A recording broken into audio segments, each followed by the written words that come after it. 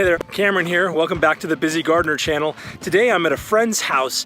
They just moved in and they're looking to do some sort of backyard thing, and so we're going to look at how to plan a backyard orchard, especially when your backyard looks something like this. Lots to think about. Let's get busy.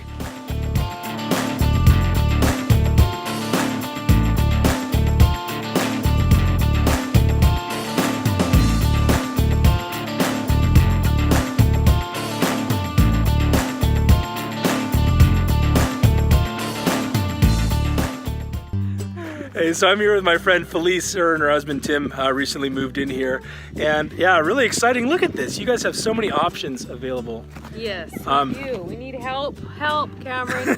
we need trees, we need something. Yeah.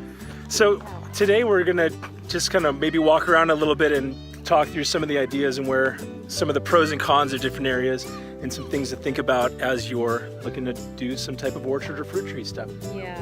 Should we go check it out? Yes. Rock and roll. They've got this beautiful area back here that's all oak trees. They have a natural stream that runs through it. Their property here is like 9 times the size of my property. I live on a half acre and they've got, I think, something like 4.5, 5 acres here. All of this just keeps going on and on forever.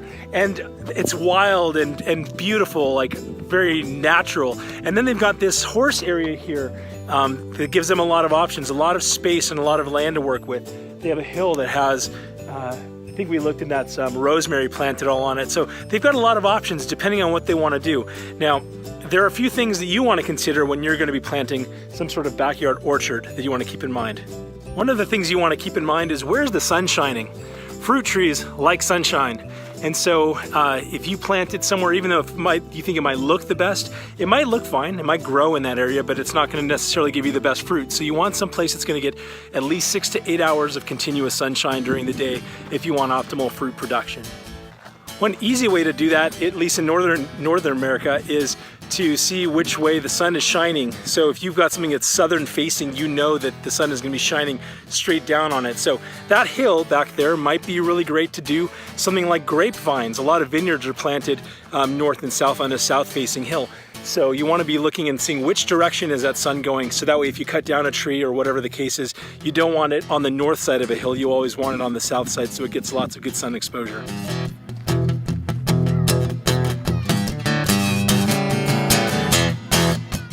Another consideration is that even though fruit trees can do well, especially once they're established without tons and tons of water, you do want there to be water readily available. So having it closer to where they already have existing drip lines and an existing water source is a good idea. So that way that's going to lessen the amount of work they're going to have to do to get water to some other location. Thankfully, they have a lot of water that's irrigating this rosemary on the hill. And so I'm kind of thinking that this corral area right here might be a great place to have some fruit trees. Another thing to consider is the soil itself. This soil here is pretty rock hard. It's difficult to get in here, and so you want to be able to check how well it drains. Are you going to have to amend it? Is that something that you're going to have to till up? If you've got some place like seriously up on this little horse area here, it almost looks like there's a little bit more organic material built into it. It's not as rocky and sandy. You want to look at drainage. You want to look at those roots being able to get out and get a purchase on the soil around it.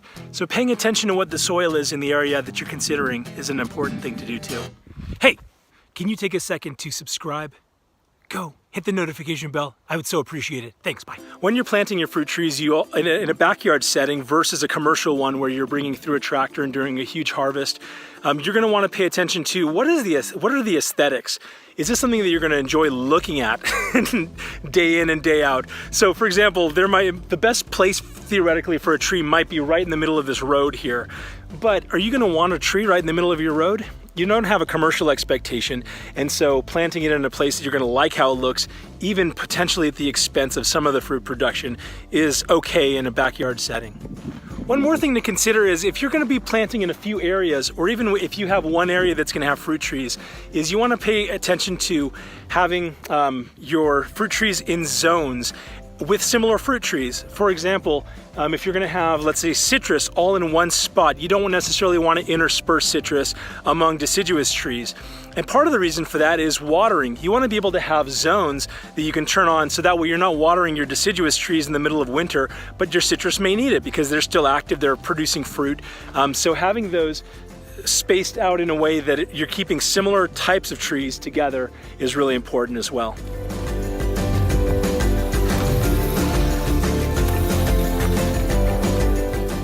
Boy, he's having fun riding all through this area. A lot of open space, better than our cul-de-sac for riding a dirt bike. Imagine that on actual dirt.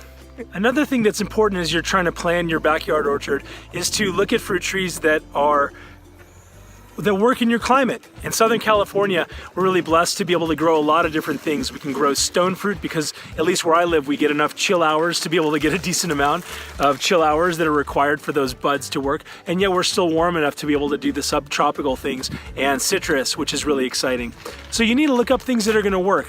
Do you get enough chill hours in your area to be able to get the fruit that you want? Even though you're not looking for a commercial yield, some of the things, especially like nuts and things like that, need 800 chill hours in order to fruit effectively. And so you want to look into that. The University of Mississippi, I think, has they have a website where they've put together, you can search how many chill hours you've had, and that'll enable you to make those kinds of right decisions for your backyard orchard. So where would I recommend, what are some things as I'm looking here at my friend's house? Where am I gonna recommend? I'm gonna be looking at where the sun is shining and where we're getting some really consistent sun, so that way throughout the day, they're gonna get consistent sunshine that isn't gonna be blocked out. Let's say, I notice there's a tree right there. It looks like there's sunshine, but what's gonna happen when that tree has leaves on it? In the springtime, that's gonna totally shade out a lot of that area. And so you wanna be paying attention to those things. So as I'm looking, you also want to look at proximity to water. As I'm looking at where there's actual space, where aesthetically it might look really nice. I'm thinking personally here where this horse stable is. This is a big area that they're able to, if they remove that horse stable, they've got probably, I don't know, 50 feet by 100 feet or so. They could do a huge, like a number of rows right here would be a great place to initially start an orchard. They have tons of room. They could do different zones like we were talking about. And so that might, and also the soil, because, you notice here, there's obviously some sort of more organic material going on here, probably because horses did their business. And you see the grass that's growing, whereas it's not really growing in this area, in this type of soil. You notice that it is growing there, so that's a good sign as well. So if I'm gonna make a recommendation initially, I'm gonna say that remove this horse area. They don't have horses. Remove this horse stable area and plant their orchard here. And then if it was me, I would utilize maybe this hill right here, this small portion of this hill. They've got a humongous hill. Use this hillside for maybe some sort of vineyard. And there are a bunch of different things. Maybe they can do a couple of berry patches that go up, a few rows of berry patches, and then several rows of grapes. A lot of things to do here, but my recommendation for my friends, as opposed to in that, they're not gonna do anything with that huge wild area, and there's lots of just open space here that's this kind of dirt road area. This, I think, is really gonna be their best bet for a backyard orchard. Careful, don't trip.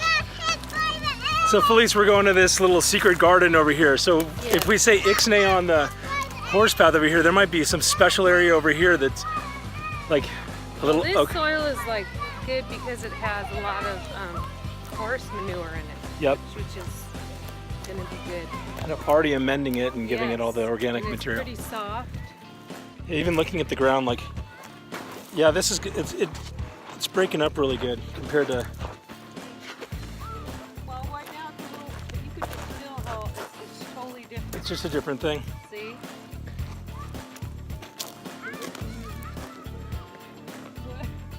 Yeah, this might be really cool.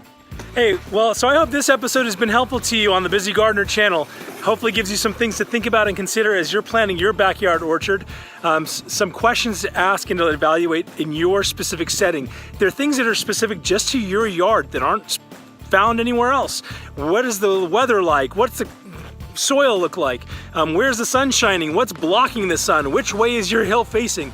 Those are all things you want to look at. So these tips are to help you to make some of those determinations, or at least be on your radar when you're determining what you're gonna do in your backyard orchard. So whether your backyard orchard has 1 tree or 500 trees, Till next time, stay busy.